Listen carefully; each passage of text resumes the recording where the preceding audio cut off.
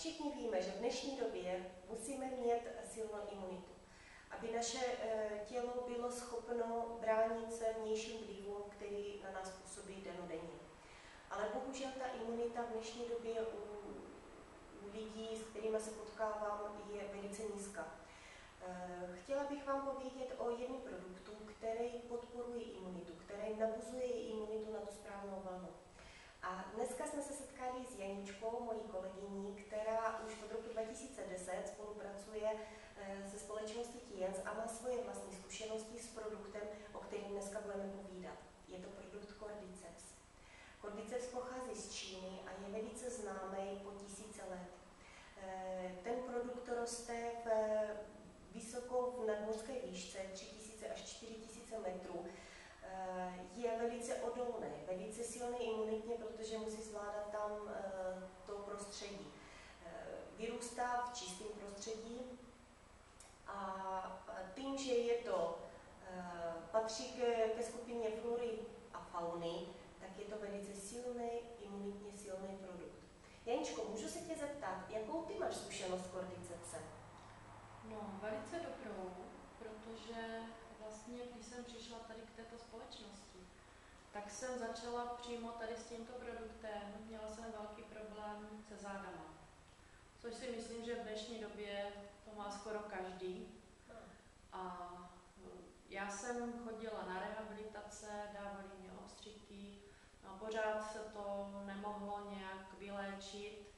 A pan doktor říká, no už se s tím musíte smířit, už prostě máte na to věk a můžeme to jenom udržovat. No ale já jsem se s tím smířit nechtěla a dozvěděla jsem se o Cordycepsu a přála jsem si ho Vánocům jako dárek, protože pro mě to bylo hodně důležité jako zdraví. No a tak jsem ho dostala a začala jsem ho užívat. Nejprve jsem začala s jednou topolkou, pak jsem si teda zvyšovala a bolesti začaly ustupovat, všechno se začalo krásně hojit. No a od té doby, co jsem se tady k tomuto produktu dostala, tak už jsem u lékaře nebyla. A doufám, musím to zaklepat, že už se tam neobjeví. Že už víme, jak na imunitu a jak tady tyto problémy zvládat. A protože to pomohlo mně, tak jsem oslovila svou dceru, která měla velký problém s močovým měchýřem. No a kdo ví, v dnešní době je velice rozšířený problém u mladých žen. A kdo ví, jak prostě jaké jsou s tím problémy, tak mě dá za pravdu, že je to velice nepříjemná nemoc. A bohužel, jako hodně lidí tady tímto trpí. No, dcera ta mě teda řekla, že je spoustu produktů v lékárně a pan doktor jí napíše nějaký léky, ale bohužel byly to vždycky antibiotika, které ale nezabrali, které vlastně zničili veškerou mikrofloru ve střevech. No a po využívání antibiotik měsíc byla v pořádku a za měsíc znovu a znovu. Pozor, jako pořád se to opakovalo. Pokud vlastně ona využívala tady ten Cordyceps, tak už 2 roky u pana doktora nebyla, antibiotika už žádný neužívala. Teď vlastně dělá velice takovou vysokou pozici, kde si nemůže dovolit být nemocná. A určitě to každý zná, že pokud je neschopenka na platě, to každý pozná.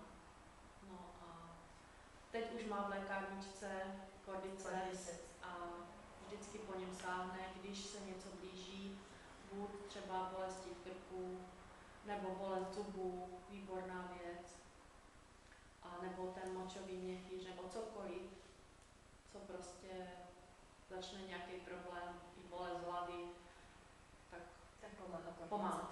Ano, pomáhá. A jakou ty máš zkušenost? No, tak já mám taky hodně zkušenosti s Cordycepsem, jak ve své rodině, tak i samozřejmě s lidmi ve svém okolí, kterým doporučuji vřele Cordyceps. Jsou to problémy s astmatem, který zdárně se řeší a lidi několik let už potom nemají tak silné problémy projevů těch nemocí. Ve své rodině mám takovou zkušenost, že jakmile někdo začne kejkat, tak okamžitě se naordinuje kordyceps a říkáme tomu kordík doma, takže máme kordík a už se jde k vínce a vždycky ten kašel se dá zažehnat jakoby zdárně s tím kordycepsem a zvládnout to bez těch antibiotiků. Samozřejmě bolesti kloubu, protože je to protizánětlivý produkt, takže pomáhá i těm lidem, kteří mají problém s pohybovým aparátem. A kordyceps velice posiluje ledviny. Jelikož ledviny jsou druhý srdce podle čínské medicíny, tak my potřebujeme ty ledviny pořád podporovat, aby byly silné, aby měly tu energii. Takže kordyceps je produkt, který vyloženě je na podporu energii ledvin. Takže tím pádem je to vše řečeno, že energeticky to nás velice nabíjí a pomáhá nám to. A dokonce to obnovuje jaterní buňku a tady ta jaterní vlastně imunita tam je velice důležitá, protože pokud jsou játra v pořádku, tak nemůžeme dostat rakovinu, protože v játrech je protirakovinová imunita. No tak to je výborný. To je úplně jako vzácná věc, protože dnes a denně kolem sebe vidíme problémy. Čím dál víc. Kordyceps umí, ještě mám zkušenost, co se týče stafylokoku, zlatého stafylokoku a streptokoku, tak kordyceps umí poradit a i tady s těmato problémy. Kordyceps, teď jsem to vzpomněla. Je to domácí doktor. Je to vyloženě domácí doktor na skoro všechny neduhy.